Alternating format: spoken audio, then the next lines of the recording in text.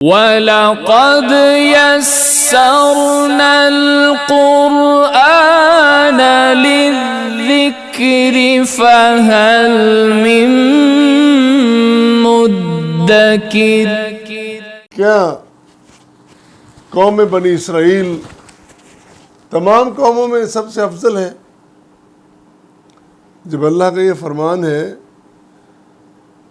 کہ وَآتَاكُمْ مَا لَمْ يُؤْتِ أَحَدًا مِّنَ الْعَالَمِينَ، تمہیں وہ کچھ دیا ہے جو جہانوں میں کسی کو نہیں ملا۔ اس سے پھر یہ سوال پیدا ہو کہ کیا وہ تمام قوموں میں افضل ہیں؟ تو ایک تو یہ آیت کریمہ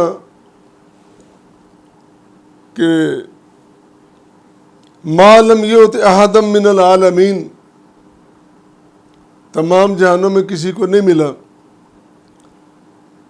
دوسری کئی آیات قرآن کریم میں ہیں جن میں بنی اسرائیل کی فضیلت کا تذکرہ ہوتا ہے۔ مثلاً سورہ بقرہ میں آیت مبارکہ نمبر 47، اے بنی اسرائیل یاد کرو میری نعمت کو، پھر فرمایا کہ میں نے تمہیں تمام جہانوں پر فضیلت دی ہے۔ پھر اور بھی کئی آیات اس مضمون کو بیان کرتی ہیں۔ اس ضمن میں سوال بھی ہمارے گزشتہ پارلیمنٹ میں بھی ایک دفعہ بڑے بڑے پڑھے لکھے جاہل ہیں، پڑھے لکھے جاہل بھی تو ہوتے ہیں نا،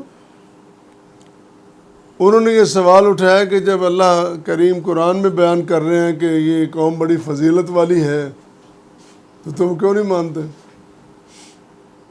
اور بھی اس سے متعلقہ کئی باتیں، کئی خبریں۔ تو کہیں اور سے پوچھنے کے بجائے ہمیں قرآن سے پوچھنا چاہیے۔ کیوں نہ ہم قرآن سے پوچھیں بھی؟ قرآن اس کی وضاحت کرتا ہے یہ معاملہ کیا ہے۔ تو پہلی بات سورہ اعراف میں قوم کا مطالبہ بیان کیا گیا جو قوم نے حضرت موسیٰ علیہ السلام سے کیا، اس قوم کا جو فضیلت والی قوم ہے۔ مطالبہ کیا ہے؟ یا موسیٰ اجعل لنا الہا کما لہم آلہۃ، اے موسیٰ ہمارے لیے بھی ویسے ہی خدا بنائے جس طرح اس قوم کے پاس ہے۔ یعنی اسے ایک اللہ ایک الہ گوارا نہیں ہے، وہ زیادہ مانگتے ہیں۔ تو موسیٰ علیہ السلام جواب میں کہتے ہیں انکم قوم تجہلون، تم تو بڑی جاہل قوم ہو، تم تو قوم ہی جاہل ہو۔ اور یہ جو کچھ تم کر رہے ہو،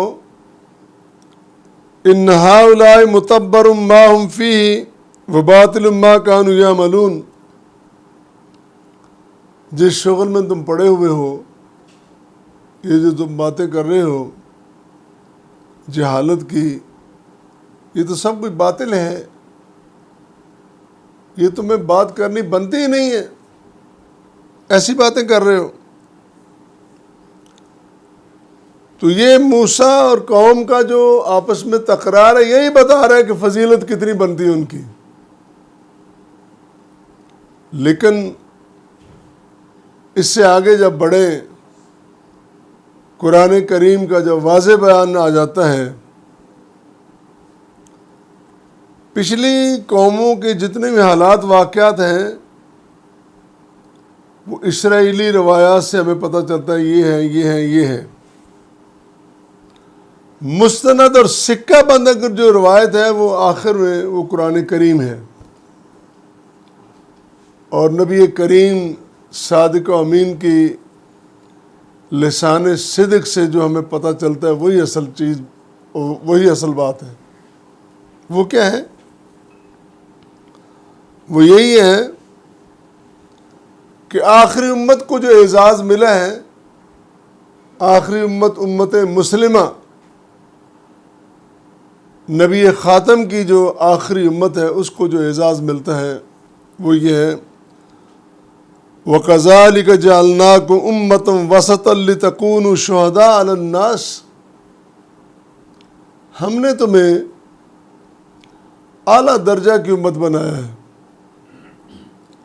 ہم نے تمہیں بہترین امت بنایا ہے، باوقار امت بنایا ہے، لِتَكُونُوا شُهَدَاءَ عَلَى النَّاسِ، تاکہ تم دوسروں پر گواہ بنو۔ یہ ایک لمبی بات ہے کہ کل کلان جو گواہیاں دلوائی جائیں گی اس قوم سے، پہلی قوموں پر، وہ ساری ایک طویل بحث موجود ہے اس آیت کی روشنی میں۔ پھر میں كُنتَ خَيْرَ أُمَّةٍ أُخْرِجَتْ لِلنَّاسِ، تمہیں لوگوں کے لیے بہترین امت بنایا گیا۔ بہترین، ناس اس سے مراد کائنات کے سبھی لوگ اور پوری انسانیت ہے۔ تو نتیجہ یہ نکلا ایک جملے میں، اس دور تک وہ سب سے افضل تھے، اپنے دور تک وہ سب سے افضل تھے، لیکن وہ دور بیت گیا جب آخری پیغمبری اور نبوت کا دور آیا، پھر سب کی افضلیتیں، فضیلتیں ختم ہو گئی، پیچھے رہ گئی۔ اب افضلیت اور فضیلت اس آخری امت کے لیے ہے۔